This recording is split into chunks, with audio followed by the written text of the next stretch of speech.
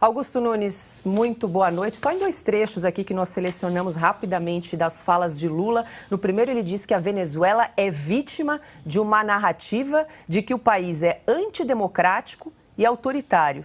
E depois diz que o país sofre preconceito. Boa noite, Augusto. Boa noite, Paula, nossa chefe. Boa noite, meu irmão Silvio. Grande Paulo, boa noite. Minha querida parceira Ana, boa noite a você que nos acompanha. Eu tenho preconceitos, por exemplo. Eu tenho preconceito contra cínico, que é o caso do Lula, mentiroso. Sou preconceituoso com mentirosos. É um dos discursos mais mentirosos que o Lula já pronunciou até agora, o que não é fácil. Estou fazendo essa afirmação aí, me arriscando a topar com outro mais escandaloso, mas eu acho difícil. O Lula jamais se referiu a alguma ditadura como ditadura. Jamais. Em 8 anos como presidente, em 300 anos como explorador de sindicatos e depois como dono de partido, ele nunca chamou Cuba de ditadura, nunca chamou China de ditadura, etc, etc. Nada. Ele, se você tem que, na política externa, atender aos interesses do país, você não pode, em nome disso, perder a honra, nem a vergonha na cara. Não pode, por exemplo, apoiar a Rússia contra a Ucrânia, já que invadiu, um país foi invadido. Não pode, por exemplo, dizer que a Venezuela é uma democracia. Ele está desrespeitando os assassinados pela ditadura venezuelana, as vítimas do roubo na Venezuela, que atingiu proporções siderais. Ele está desrespeitando os presos políticos, que, aliás, nunca respeitou, comparava os de Cuba aos presos comuns de São Paulo, e está mostrando quem é que tinha razão na campanha. Não tem preconceito contra a Venezuela, não tem narrativa. O que existe é a verdade factual. O contrário da verdade factual é o contrário da mentira. Ponto. A Venezuela é uma ditadura para as negas dele.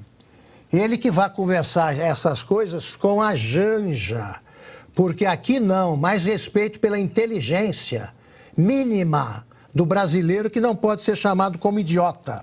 E eu queria saber como é que vai reagir agora o pessoal do Tribunal Superior Eleitoral, que qualificou de desinformação ou fake news, portanto, qualificou de criminosa a afirmação que nós fazíamos no programa Os Pingos nos Is, dizendo que o Lula era, além de ladrão, ex-presidiário, descondenado e chefe de organização criminosa.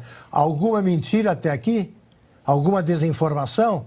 Era também amigo de ditadores. Está aí os ditadores aqui, as Forças Armadas batendo continência e os ministros do Supremo prontos para comparecer a qualquer recepção em homenagem a um canalha.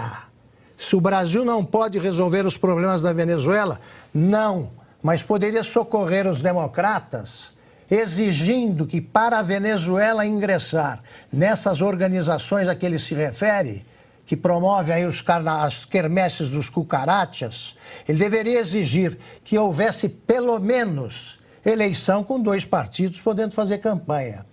Isso me remete de novo ao TSE.